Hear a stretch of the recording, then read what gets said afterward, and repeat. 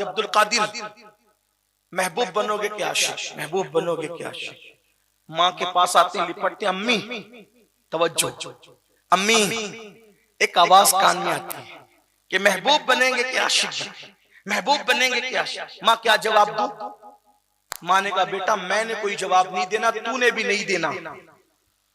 ये हमारी गली के कोने पर एक बाबा बैठता है, उस बाबा से कहो, क्योंकि ये सवाल जो है ना कोई आम आदमी नहीं कर रहा है तुमसे, इंसान नहीं कर रहा है तुमसे, ये गैबी ताकत है जो तुमसे पूछ रही, इसलिए तुमको जवाब अपनी मर्जी से नहीं देना बेटा। वो बाबा के पास गए जो नुक्कड़ पे, जीलान के नुक्कड़ पे बैठता था। बाबा से कहा बाबा मेरे कान में आवाज आती है। मेरी अम्मी ने कहा बाबा से पूछ।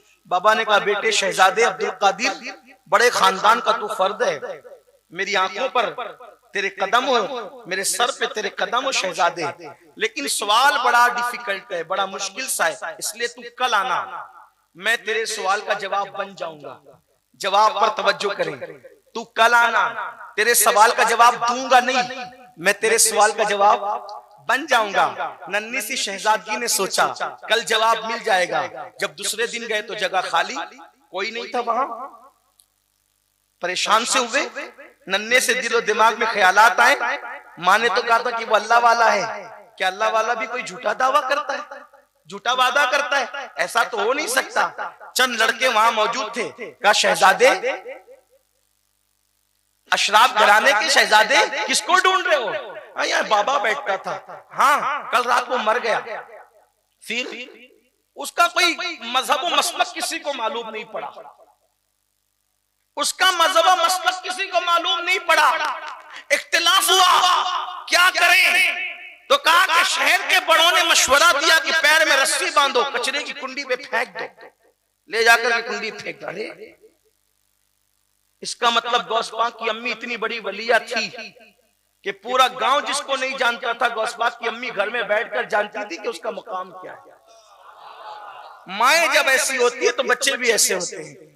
धतूरों के पौधों पर कभी गुलाब नहीं खिलते। अगर माँ सीरियल देखती रहेगी तो बेटा कभी गुलाम गौसे आजम पैदा नहीं हो सकता। माँ बेपर्दा घूमती रहेगी तो कभी बेटा गरीब नवाज का गुलाम पैदा नहीं हो सकता।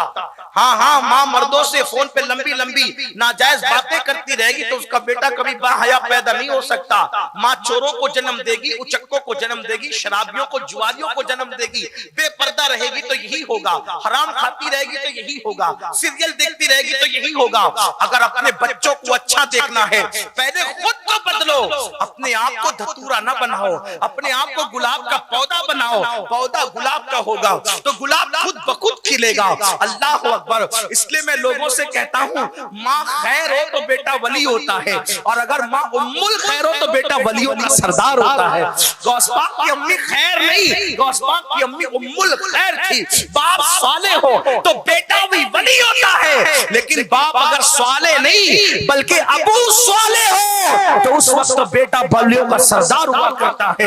अल्लाह अकबर। बहुत अफसोस की बात है, किन किन चीजों पर बातें की जाए न की जाए। तो बहरहाल सरकार गौसियत माब ने उस नन्ही सी उम्र में कहा अच्छा उसको कहां फेंका तुम लोगों ने? तो फिर उन लोगों ने बताया हमने फेंका वहां कचरे की कुंडी में।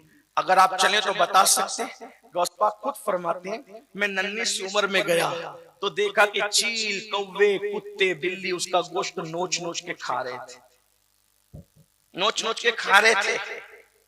मैं रो पड़ा, इतना बड़ा वली जिसको मेरी माँ कह रही है उसको कफन भी नसीब नहीं, उसको कब्र भी नसीब नहीं। फिर मेरे दिल में ख्याल है कि बाबा आपने तो कहा था कल जवाब देने का, तो उसके मुंह से आवाज निकली, वो बोल पड़ा शहजादे मैंने जवाब देने का नहीं कहा था, मैंने जवाब बन जाने का कहा था। देख मैं तेरा जवाब बन गया, मैंने इश्क किया इसलिए मेरा ये अंजाम हुआ। महबूब ने चाहा कफन न मिले, कुत्ते बोटी नोचे, बिल्ली बोटी नोचे, जानवर परिंदे बोटियां नोचे। देखिए मेरा हाल हुआ। अगर इस मंजिल से गुजरने की हिम्मत है तो आशिक बनना, वरना महबूब बनने में भलाई है। तब मेरे मुर्शिद गौसे आजम ने कहा था अब तो मैं आशिक ही बनूंगा,